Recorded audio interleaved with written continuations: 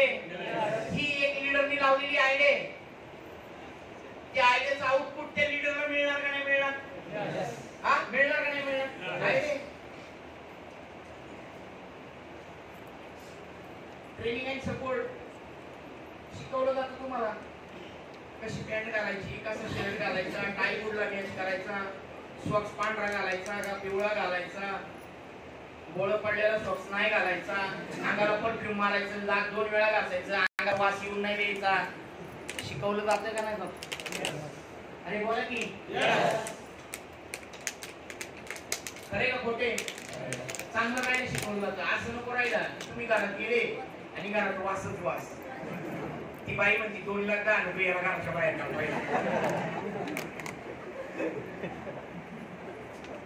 अरे खरे का खोटे? चांगलं राहिला अहो किती फायदा करते. उदाहरणार्थ तुम्हाला मी सांगतो. समजा आज हे सर आहे बघा, पर्सनॅलिटी कसली जबरदस्त. तुम्ही कानात बाळी हे समजून घ्या. मी त्यांना हर्ट नाही करत. मी एक उदाहरण सांगतो. हा मुलाला गावाकडं असं बघायची सवय प्रत्येक व्यक्तीला. आणि हा मुलगा जर महिन्यानी माझ्यासारखा कोट घालून आला तर त्याच्याही खालून वर बघन बाळा पुढे गेला. पैसे मिळून ना मिळून चांगले आहे पण तो चांगला दिसतो बरं का. समजतंय ना मी काय सांगते? हॅलो, ट्रेनिंग मिळतं, एज्युकेशन मिळतं, मार्केटमध्ये काय चाललं ते कळतं, वेगवेगळ्या लोकांचे एक्सपिरियन्स तुम्हाला शिकायला मिळतात. मेन म्हणजे तुम्ही लर्निंग मोड मध्ये राहा. Continue training and support. त्याच्यानंतर काय मिळतं तुम्हाला? हा, फॅमिली बिझनेस.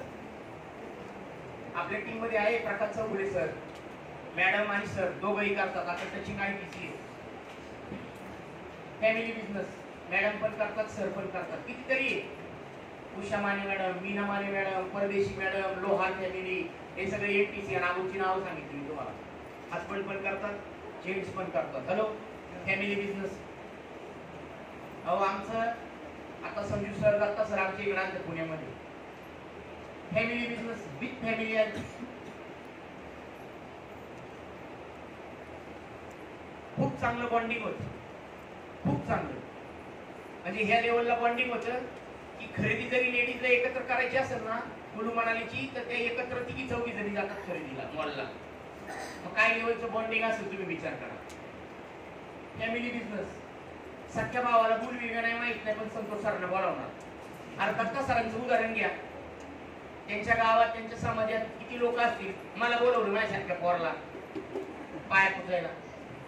Family business. समजतंय सर तुम्हाला? हॅलो, फॅमिली बिझनेस आहे आपला, बरोबर. आणि फॅमिलीनेच करा. आता मला वाटतं माने मॅडम त्यांचा भाऊ बघा एक फॅमिली बिझनेस. हे भाऊ हे बहीण. काय अजून काय पाहिजे तुम्हाला अजून उदाहरण? बघा फॅमिली बिझनेस.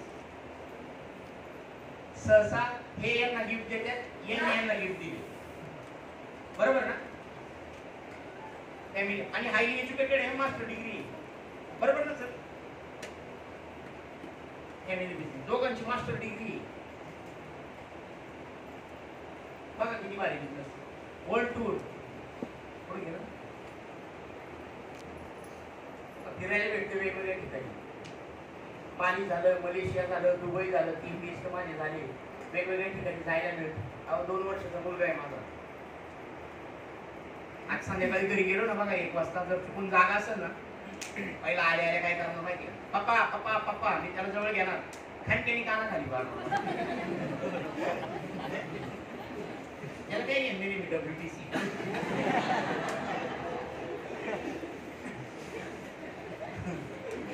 मला काही घेऊन नाही. हॅलो, WTC ते पण म्हणतात घरात मी WTC, घराच्या बाहेर तू. हॅलो, 2 वर्षाचा आहे. त्याचा गोवा झाला पाहिजे. त्याच्याकडे इंटरनॅशनल पासपोर्ट आहे. दुबईला जाऊन आला. आता कुलू मनालीला जाऊन आला. ज्याचे वडील वय वर्ष 30-32 वर्षापर्यंत कधी विमानाचा टायर बघितला नाही. एक वडिलांनी मेहनत केली, थोडस वडिलांचं कर्तृत्व वाढलं तर 2 वर्षाचा मुलगा 3 वेळा विमानामध्ये बसला. ही डायरेक्ट सेलिंग.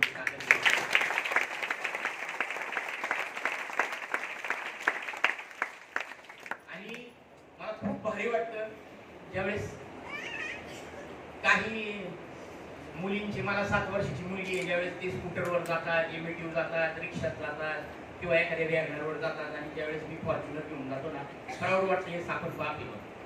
हॅलो, ती फिरायला जाते दुबईला. मॅडम विचारतातच, आता शाळा चालू आहे बघा, विचारतात उन्हाळ्याच्या सुट्टीला कुठे गेली ती बाळा. सगळ्या सांगतात मी अक्टोबरला गेलते, मी वॉटर पार्कला गेलते, मी पावभाजी खायला गेलते, मी हे करायला. माझी मुलगी सहज बोलते मी दुबईला गेलते. तर मॅडम पण 2 वेळा विचारतात, हा कुठे गेली? दुबईला गेली. भारी वाटतं. मुलगा ज्यावेळेस कॉलेजला जाईल, ज्यावेळेस मुलं म्हणतील अरे आपल्याला दुबईला फिरायला जायचं, त्यावेळेस ते 100% असं म्हणाल, अरे बाळांनो आता तुम्ही दुबईचं काय सांगता, मला दात नव्हतं तेव्हा माझ्या बापाने मला दुबईला नेलं. सर रेकॉर्डिंग नका.